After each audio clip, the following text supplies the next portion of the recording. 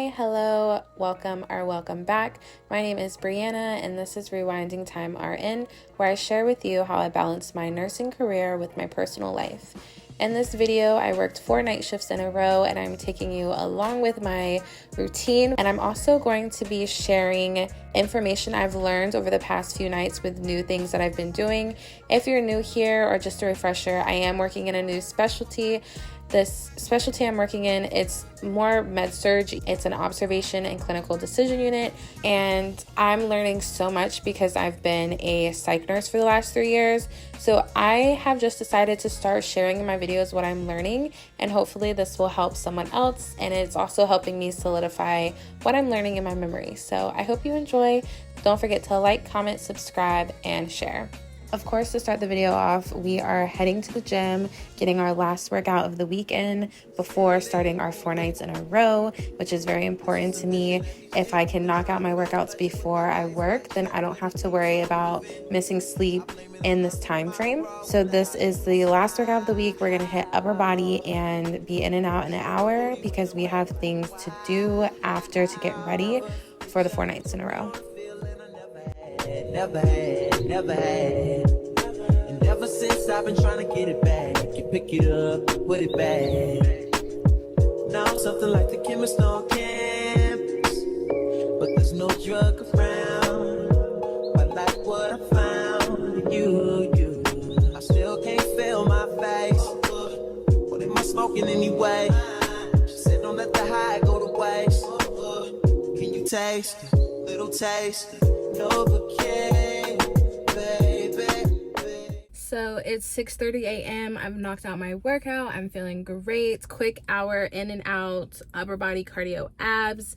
And now I'm at the grocery store because to prepare for the next 4 nights in a row, we are getting groceries to meal prep.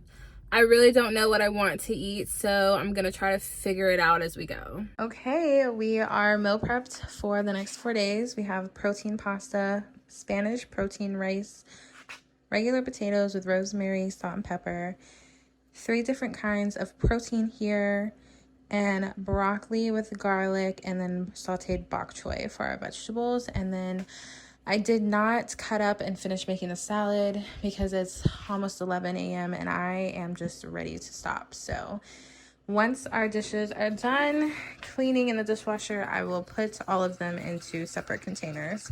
But hallelujah, we are meal prepped.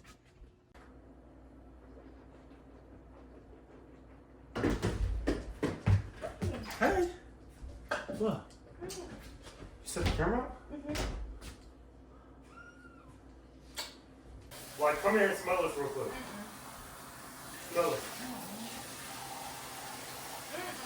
It's crazy. This was last night. Also, we gotta get more bananas. Cause that protein shake I had yesterday, woo! It was good, mama. I'm trying to tell you. Here's a fake kiss, YouTube. Fake kiss. Lean it in. And 5. Wait. Scene 1.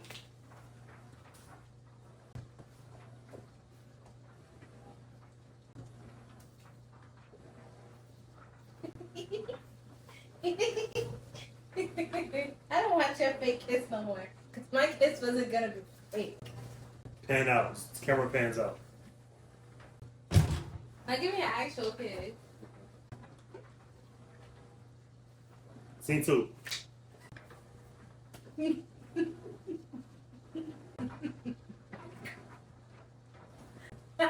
Hands out. What was the...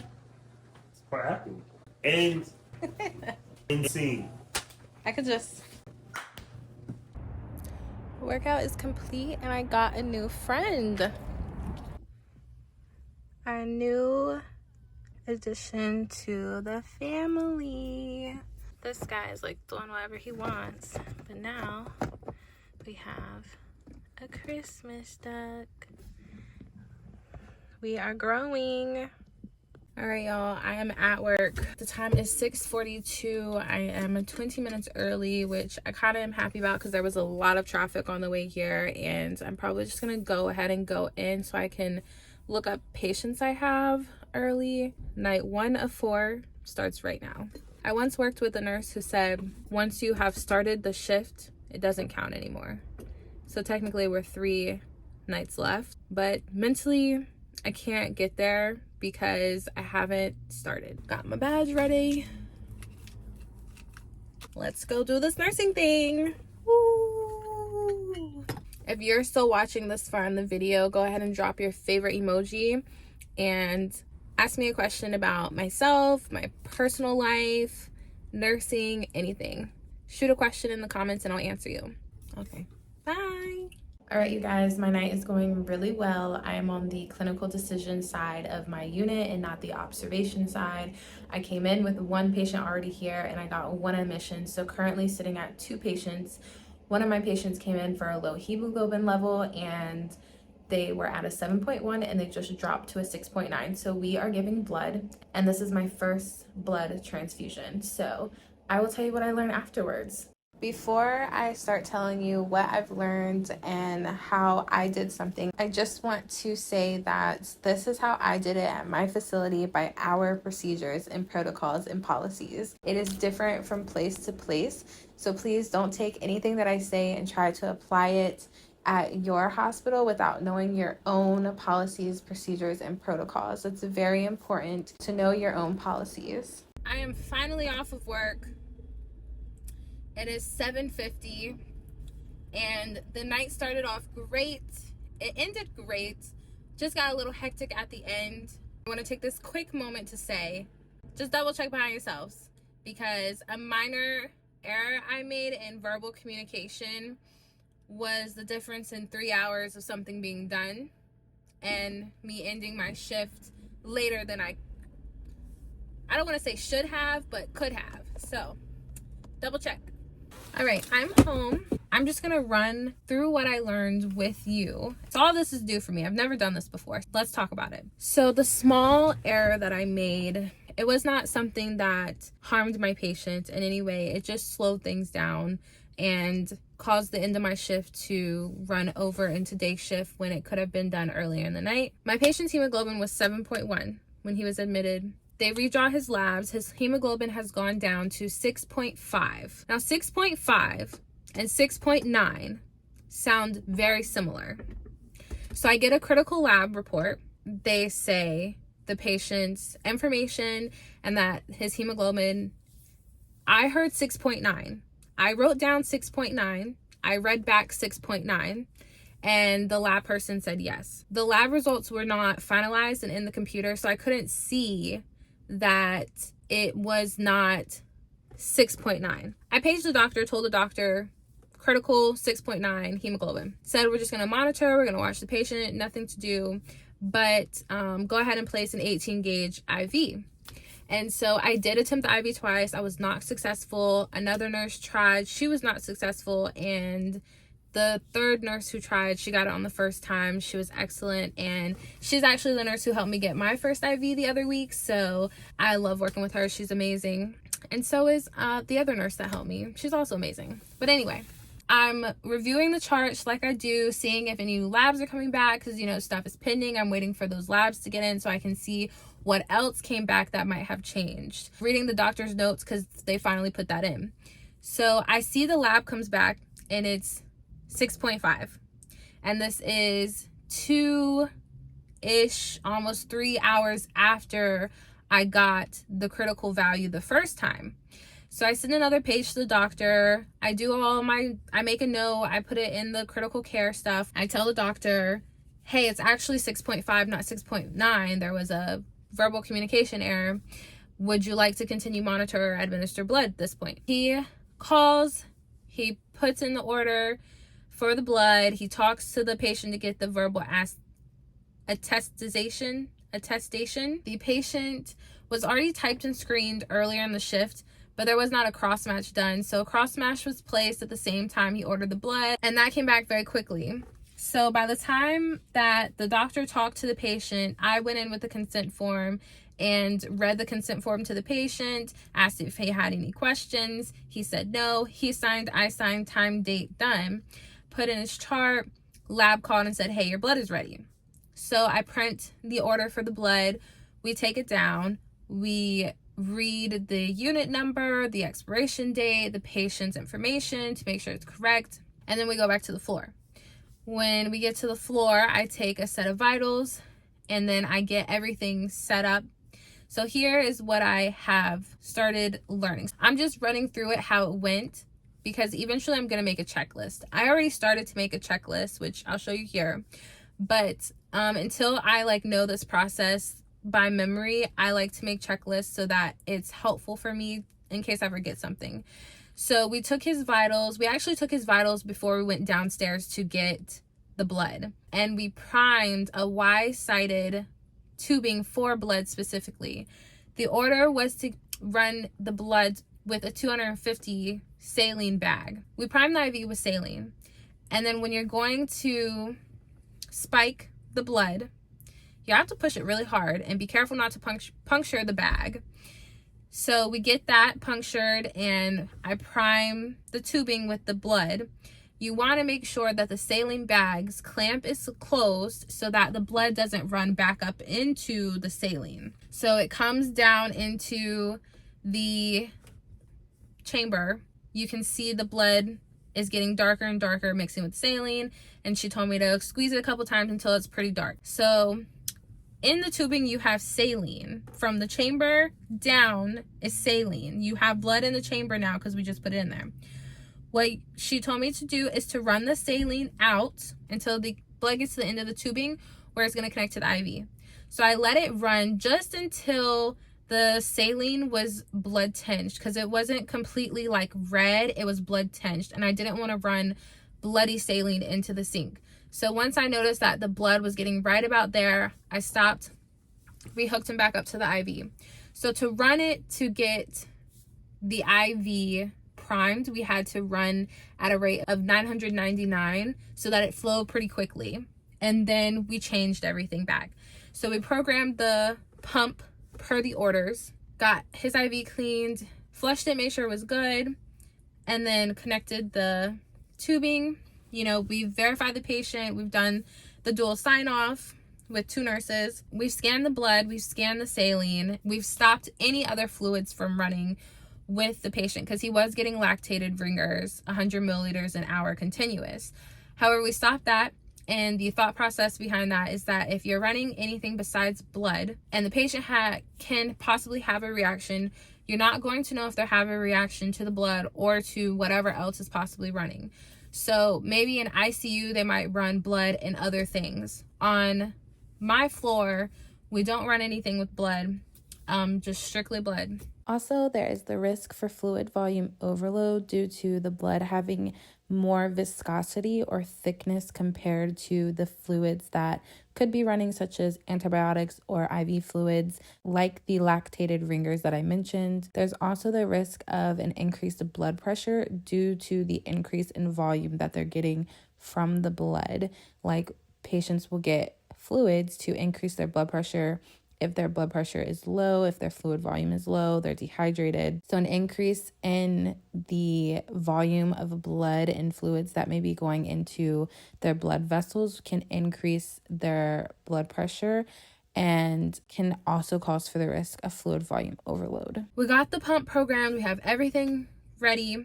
I read to him what signs of a reaction you're going to be monitoring for, which includes chills or hot flashes or flushing, itching, hives, a change in their vital signs. Their temperature is a change greater than or equal to 1 degree Celsius or 2 degrees Fahrenheit. Their blood pressure either 30 above or below systolic, and pulse a change in 30. If they're having any respiratory distress, nausea, vomiting, diarrhea, blood in their urine, jaundice, swelling in their lips, tongue, periorbital area, back or flank pain, rigor, which is when they can become stiff. I don't know if I'm forgetting anything else, but if I am, I'll pop it on the screen. You check their vitals before for baseline. It has to be within 30 minutes before giving the blood, which is my hospital's policy. And then you stay with the patient for the first 15 minutes because that's when they're most likely to have a reaction. You take their vital signs 15 minutes after starting the blood, And while I'm in there, you know, I'm watching him, I'm asking how he's feeling. And before I leave, once I've taken his vitals had changed slightly, but not, you know, 10 or more. It was like a 3 degree change, and some things were still the same. So no symptoms. I read the symptom list to him again and asked him, are you having any of these symptoms? He said no. Okay. Blood is going. I signed the form and I left the form for the day nurse, and she came and collected it. At that point, it prompted, you know, in the first 15 minutes to run it at this rate. And after that, if there's no reaction, you can change it to the rate that is ordered. So blood has to be hung within 15 minutes of you receiving the blood from the blood bank. Blood has to be hung, connected to the patient, and started within 15 minutes. If they call and say the blood is ready, your 15 minutes does not start then. It starts when you have it in your hand and you're walking back to the unit. 15 minutes. Next, the blood has to be administered IV to the patient within 4 hours. So we had the blood running at 100 milliliters an hour. And so it would infuse over 2 hours and about 45-ish minutes after I completed the 15 minutes. It's a 300 cc bag of blood, 1 unit. So if it's running at 100 milliliters an hour, it's 3 hours. I stayed 15 minutes. It had 2 hours and 45 minutes left. What else? It's getting cold. It's cold here. So this was a great learning opportunity. At first, I didn't think I was going to be able to do it. I'm glad that I was able to see the process. My unit provides us with a checklist, I guess, basically.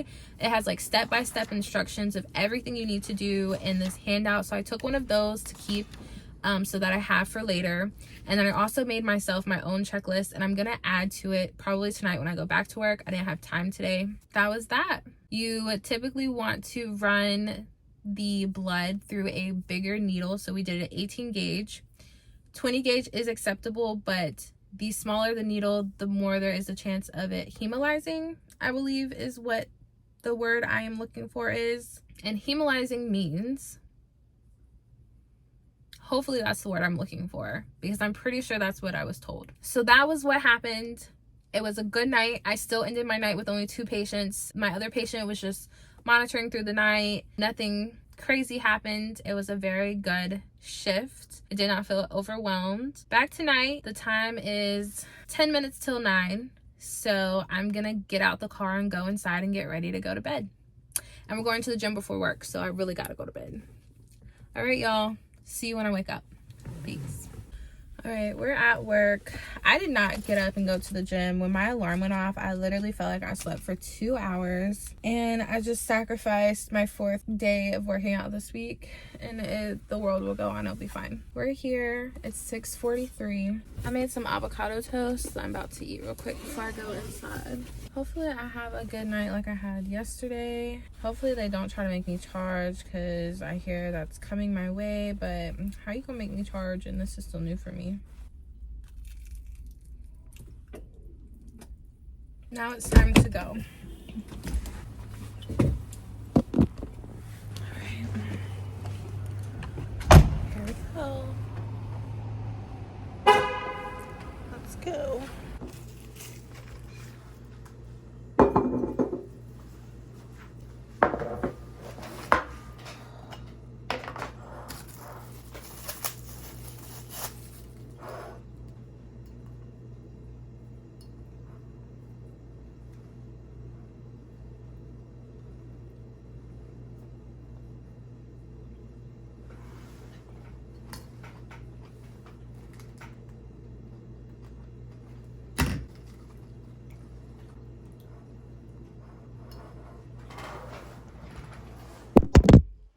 Is 12:15 a.m.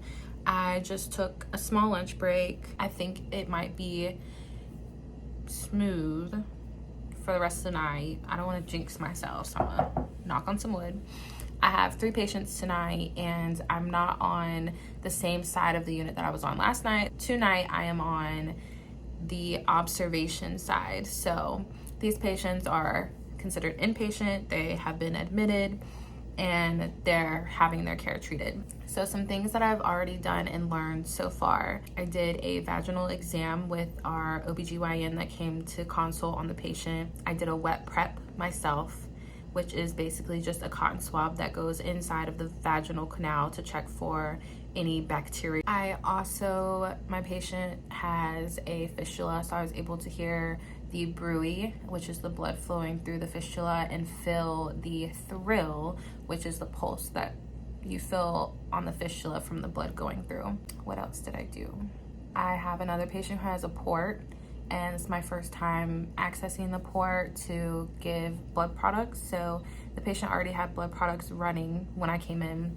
I just finished the transfusion. So it's pretty cool. Yesterday I got to start one, and today I got to end one. So after I stopped it, I did vitals. Her vitals were fine. She didn't have any symptoms of a reaction.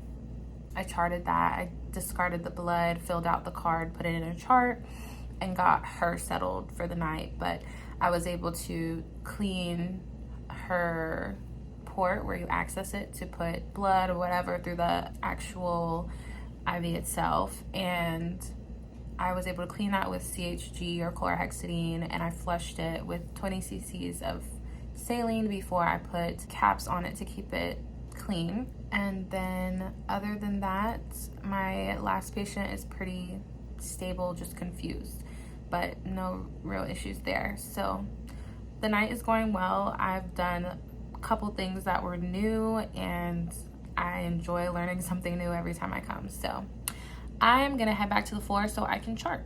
All right. Thankful to have a good night. It could always be worse.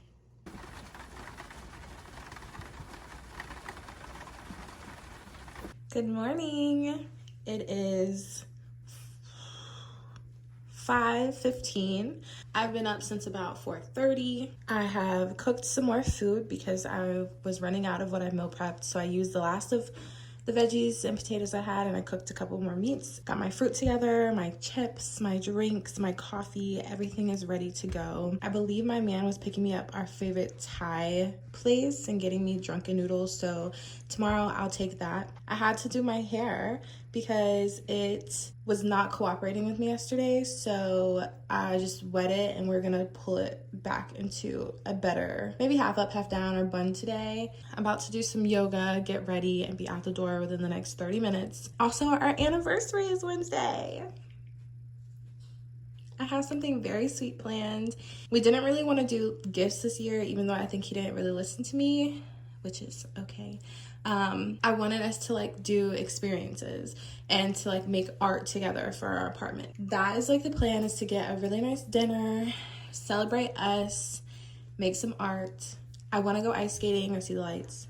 And now I gotta get ready. So I just want to talk about some of the things that I did last night at work, because it seems like every time I go in, I'm doing something a little bit new. Not even a little bit new. I'm doing a lot of new stuff, really. Sometimes when I hear the stuff that I have to do, I get a little nervous and intimidated. To no avail, I do it and it's great. Then once I finish doing it, I go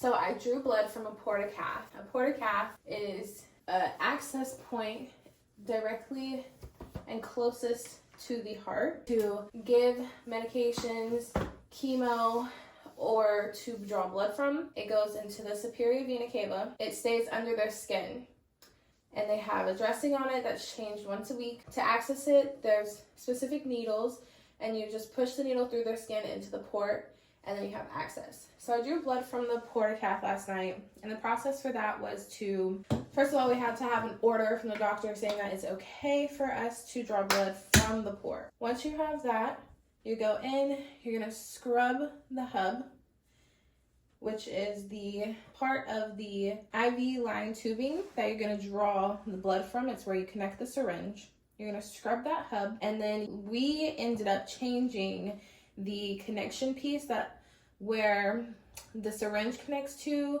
We changed the piece that connects to the IV. To change that part, we primed it. So we flushed it with a little bit of saline until it had saline in it, no air. You don't want to put air through a vein and kill someone. Hi, babe. I'm in the bathroom. I'm recording. Did you have a good workout? Yeah.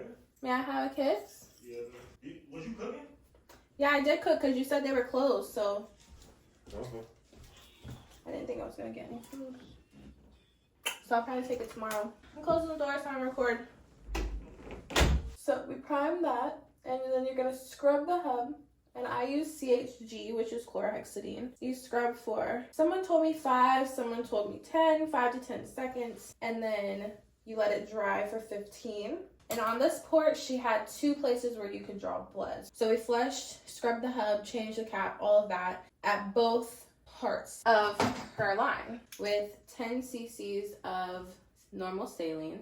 And then in one of the places, we drew back 10 cc's of blood and waste because the first sample, could still contain saline. So we wasted 10. We drew another 10. And then we put that into our tubes to send to the lab. After getting the blood, we flushed it with 20 cc's.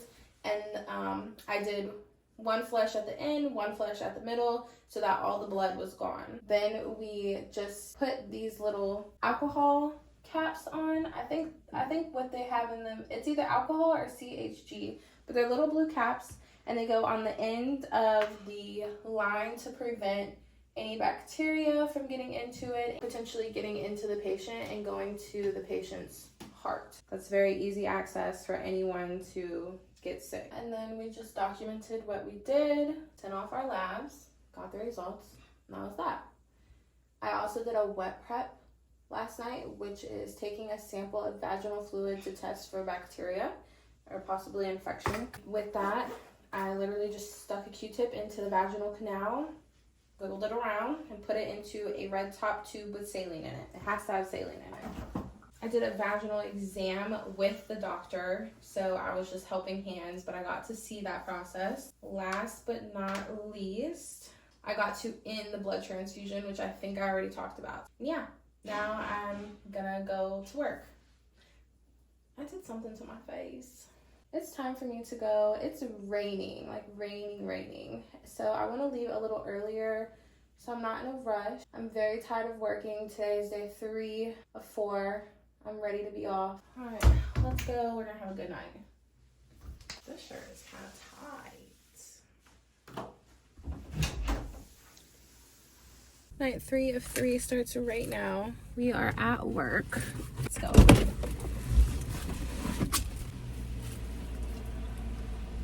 Okay, bye. Okay, y'all, night 3 of 3 is starting out really good. It is 10:35. I have 2 patients right now currently on our inpatient observation side, and very simple cases, a lot of monitoring overnight, waiting for labs, stuff like that. So very simple.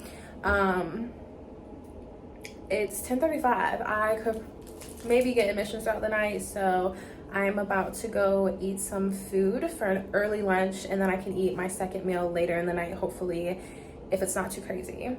And that's my update for right now. But she loves. You ever went to Lowe's?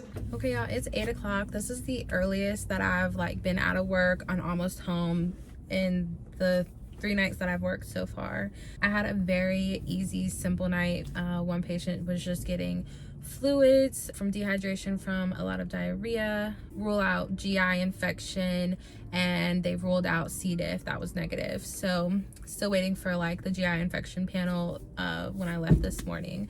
But my other patient, just very simple night. I mean, I was waiting for an admission all night long and it never came. The ED was popping, but I guess no one was appropriate to come up to us. I'm very thankful when I have nights like that. I did talk to one of the OG nurses that I'm working with, and she's been a nurse for a very long time. She's worked in many different specialties up to ICU, and she was like, it's good that I am switching to med-surg. She said, I think it's good that I'm getting my feet wet on the floor that I'm on, but the floor that I'm on is not a true med-surg unit, so I'm not seeing a lot of stuff. I'm not doing certain drips and more acute kind of patients that are more sick. So I'm not learning a great deal of stuff, which I realized that because of the time that I floated to the med-surg floor above us. Eventually, just depending on how things go, I'm sort of trying to start thinking about like what I want to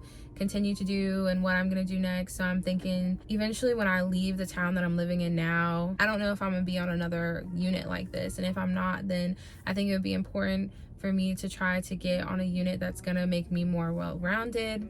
Even if I could get that experience here, I wouldn't be mad at it. It is difficult for me as I'm still learning. When I got floated, that was a crazy shift, y'all, a crazy shift.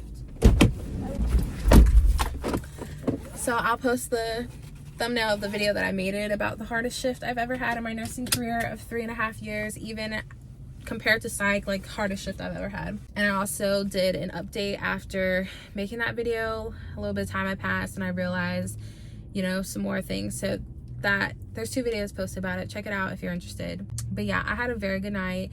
Night 3 of 4 is done. 4 of 4 is tonight, Monday night. I've worked Friday, Saturday, Sunday night.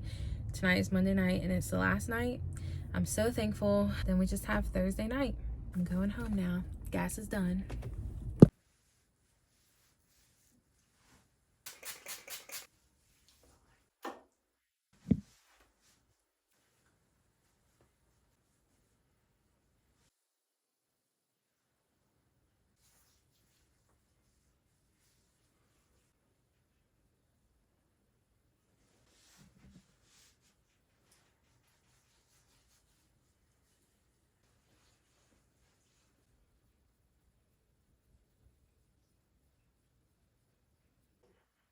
I feel so weird in this, babe.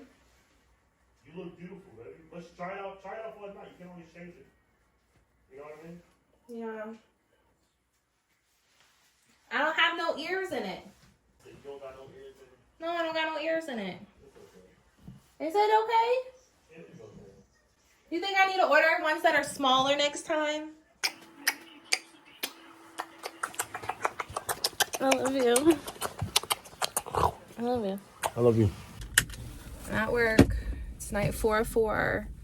It's time to get it over with and go home and rest. I'm very excited for that. I don't have much to say. It's 6:47. I'm just ready to go get it over with. Hopefully it's a good night. God, please let it be a good night. I'm tired. All right, I'm leaving.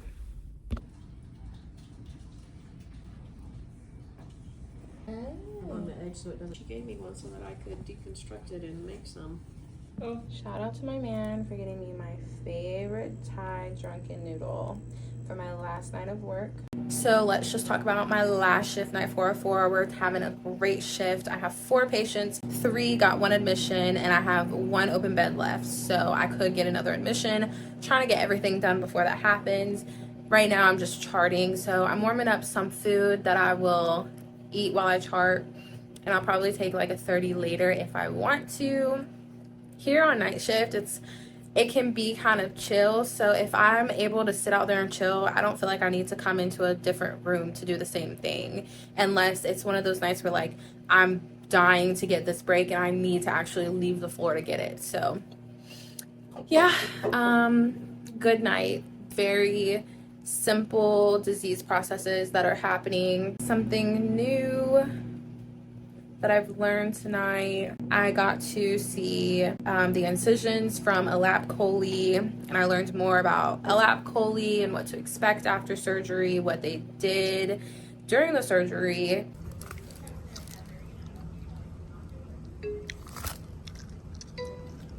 And I am off. Night 4 of 4 is done. Whew. The day you get off feels so good. It's like the night that you start your 4 of 4, you're still feeling good. You're like, I got this, you know, mentally preparing. Second night, cool. Third night, don't really want to come back that 4th. But then you knock out that 4th, a breeze. 4 out of 4 is done. We're going home. I'm sorry, I'm smacking on this gum. We're going home, and honestly, I want to be productive because I know if I go to sleep and wake up later, I'm not going to really have the time to do things I want to do today that I need to get done. So let's go do that.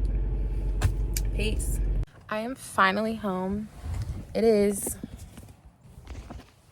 almost 11:45 a.m. and I'm still, but I went shopping and it's kind of a big deal. So check it out in the next video.